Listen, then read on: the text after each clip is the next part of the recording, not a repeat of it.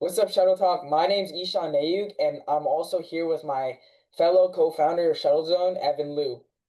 What's up? So we started Shuttle Zone in 2025, January 1st, because we were like, honestly, I was sitting down, I was like, dang, I need to do something for the badminton world because I don't want to be like a nobody when I grow up. So Yeah. I called this kid Evan. I'm like, dude, let's do something. Let's start a business. First of all, I have no clue how any of this works. I just want to do something.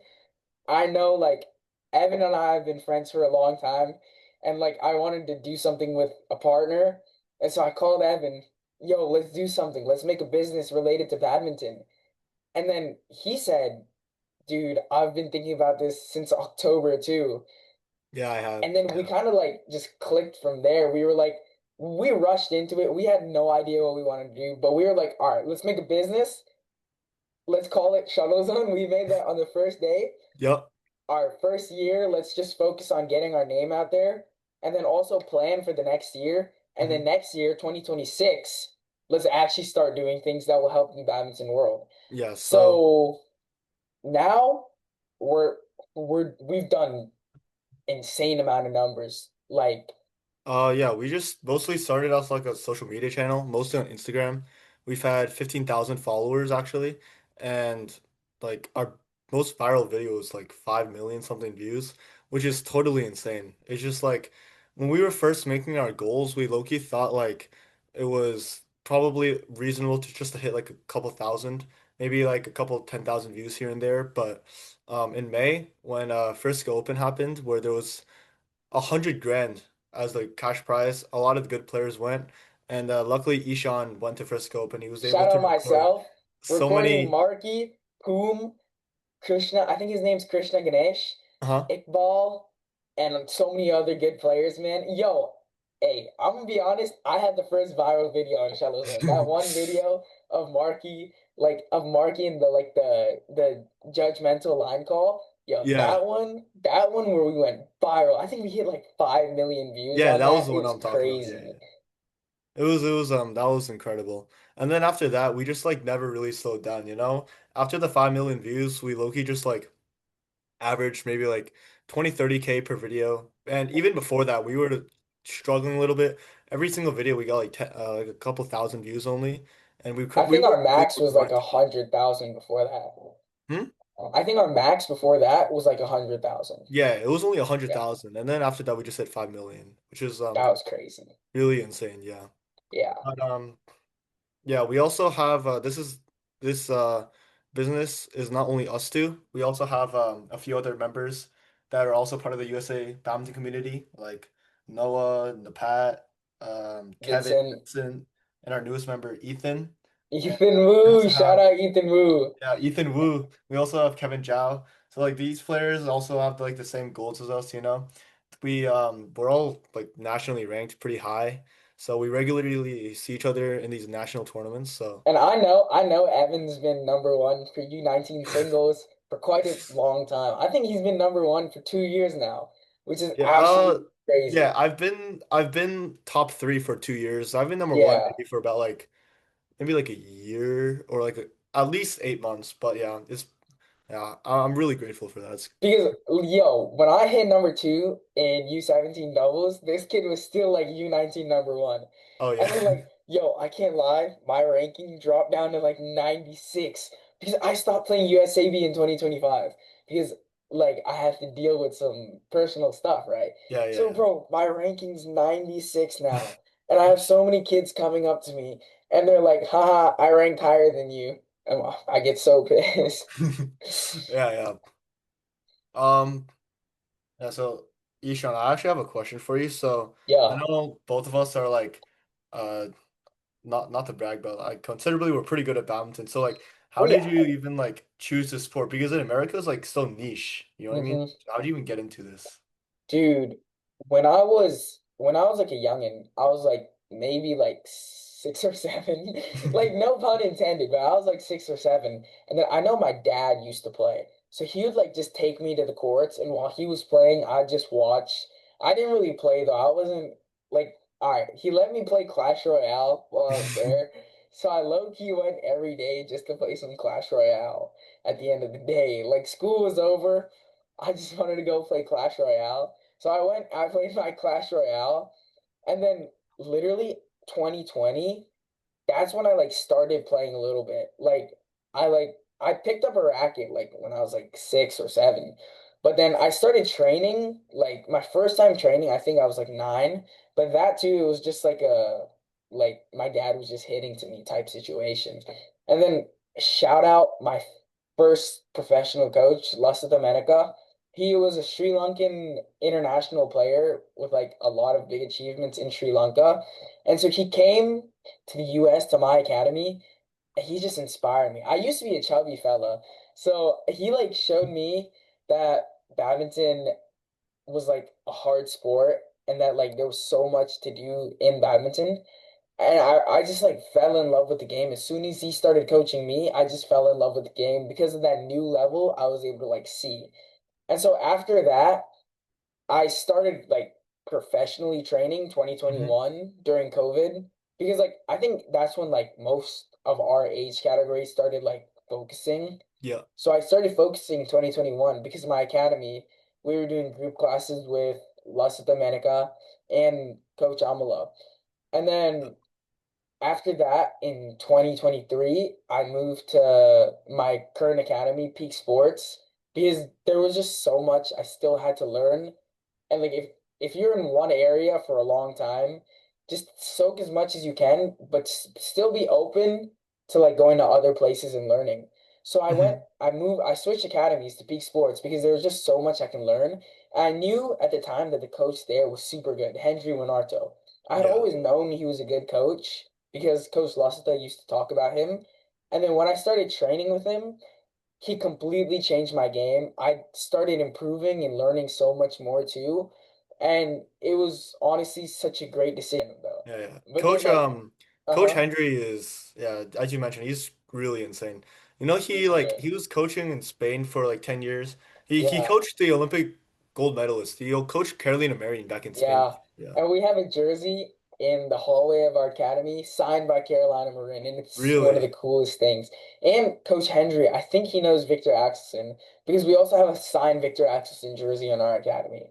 So Did shout he out Coach Hendry with those connections. did he ever come to TBC or TBTT? Do you know or like, Axelson.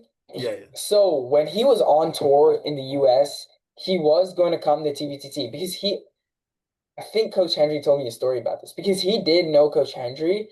But the thing is with famous people like that to come to like different places to tour, they need a crowd so they can make revenue, right? So like if Axelson did come, the academy would need to set up like a whole event where people have to come and watch him. But the main issue was you have to pay like $50 to $100 to meet him because that's the only way you'll be able to like fully pay the player for actually Yeah, like yeah. making the trip there. And Mhm. like at the time, our academy, like badminton's super small in North Carolina. So like our academy was like, we can't do this. We only have like 100 kids. That's not gonna like, and not everyone's gonna do it. So Yeah, yeah. he ended up just not coming. But it's still chill. One day when I go pro, I'm gonna meet him, you know? So Yeah. I think Coach Hendry he really focuses like he puts a lot of effort into you.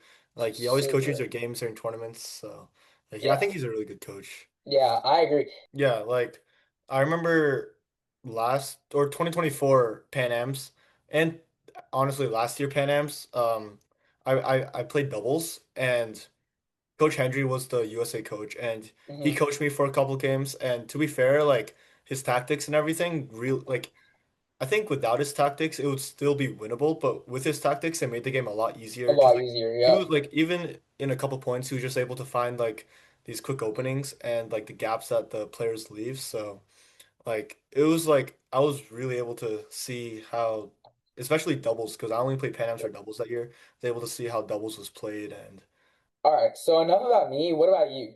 Like, how did you start? Because I know I've been to your academy to train, and I've seen like the demographic of people there. And so let's just say badminton is super niche sport in Massachusetts too. yeah. So like, how did you get started? How did you get so good? Because I know there's a lot of people who play, but like the level that you play with your resources is just phenomenal. So like talk to me about like Yeah, how did that so happen? I started playing badminton really early. I started playing badminton in 2015, so it's already been like almost 11 years actually. And I wasn't like meant to play badminton in a way. When I was younger, I went to Chinese school. Uh-huh. I still did a few years ago, but like I went to Chinese school and I actually was part of a basketball camp. And my first coach, Coach Chang Tian, he hosted a badminton clinic on the next basketball court to the left. And I was always looking at the badminton area because I was not very good at basketball. Ishan knows that. I'm not very We good at know, bro. basketball. We know. Hey, if I'm I, not good at dude, basketball. But if I had those clips, bro, we all know. my my first coach, he kept on seeing that I was looking over at badminton, so he asked my parents if I wanted to do a 1 day clinic with him for free, and then my parents signed me up.